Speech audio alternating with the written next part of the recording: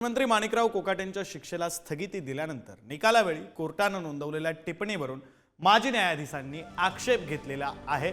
माजी न्यायाधीश सतीश वाणी यांचे न्यायाधीश नितीश जीवने यांच्यावर आरोप करण्यात आलेले आक्षेप घेण्यात आलेले आहेत। कोकाटे प्रकरणात चुकीचा निकाल दिल्याचा माजी न्यायमूर्तींनी आक्षेप घेतलेला आहे। तर नेमकं हे सगळं प्रकरण काय आहे आपण ते सुद्धा समजून घेऊया। माणिकराव कोकाटे मागील 35 वर्षांपासून लोकप्रतिनिधी आहेत। लोकांनी त्यांच्यावर विश्वास ठेवला। जर त्यांना अपात्र ठरवलं तर पोटनिवडणूक घ्यावी लागेल आणि त्यामुळे जनतेचा पैसा पुन्हा खर्च होईल। संपूर्ण खटल्यादरम्यान कोकाटे जामिनावर बाहेर होते। खटला पूर्ण झाल्यानंतरही त्यांना जामीन मंजूर झाला होता। आता त्यांना अपात्र ठरवल्यास त्यांच्यावर अन्याय होईल असं निरीक्षण हे न्यायालयाने कोकाटेंसंदर्भातल्या सुनावणीमध्ये नोंदवलं।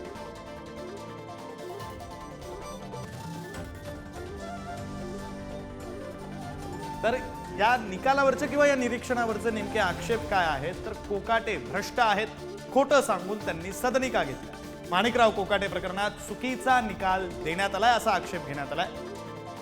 कोकाटेंचा निकाल देण्याची एवढी घाई का, इतरांच्या हरकती का फेटाळल्या असा सवाल सुद्धा या आक्षेपांमध्ये विचारण्यात येतो। न्यायाधीश जीवने नागपूरचे त्यांच्यावर आरएसएसचा दबाव आला का असा थेट सवाल विचारण्यात आलाय। न्यायाधीश जीवने यांनी आधीच निकाल टाईप करून आणला होता असाही आक्षेप घेण्यात आला। निवडणूक खर्चाचा एवढाच विचार करायचा असेल तर न्यायदान न करता समाजकार्य करा असं सुद्धा म्हटलं जातं। आम्ही निकालाच्या विरोधात उच्च न्यायालयात आव्हान दिलंय असंही म्हटलेलं आहे। जनतेचा पैसा वेस्ट जाईल ही भूमिका वेगळी, परंतु असं जर होत गेलं तर लोकप्रतिनिधीमध्ये असं सतत कार्य करण्याची प्रवृत्ती बाळगावी, तीही महत्त्वाची।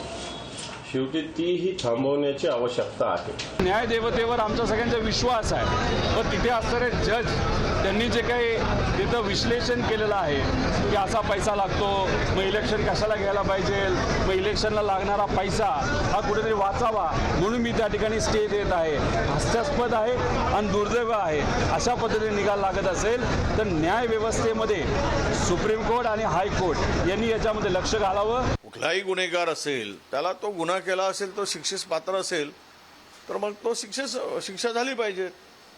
आता उद्या खून करणारा एखादा लोकप्रतिनिधी असेल आणि हे म्हणतील की तिथे निवडणुकीचा खर्च आता वाढणार आहे, जनतेच्या खिशातून खर्च होणार आहे, त्यामुळे मी याला माफ करतो, अशी न्यायालयाची भूमिका असेल तर हे हास्यास्पद आहे। मला साधी गोष्ट सांगा, राजकीय विरोधकांनी करावं काय तुम्ही सांगा मला। त्यांनी आपलं कौतुक करावं अशी अपेक्षा तरी आहे का? म्हणजे माझी तरी नाही आणि त्यांनी करावं अशी माझी धारणा पण नाही। त्यामुळे त्यांचं काम ते करतात, माझं काम मी करतो। त्यांना वाटत असेल की जास्त विरोध केल्याने, बदनामी केल्याने आपल्याला फायदा होतो, समाजामध्ये आपलं लोकमत चांगलं होतं, आपली इमेज सुधारते, तर त्यांना करू देईल, त्यांना लकलाभ। आमचं काम चालू आहे, सरकार लोकांसाठी राबतंय, सरकार लोकांमध्ये जेवढं काम करतं तेवढं करतंय, त्यामुळे आम्हाला त्याच्याविषयी काही चर्चा करण्याची, ऐकण्याची याची काही आवश्यकता वाटत नाही।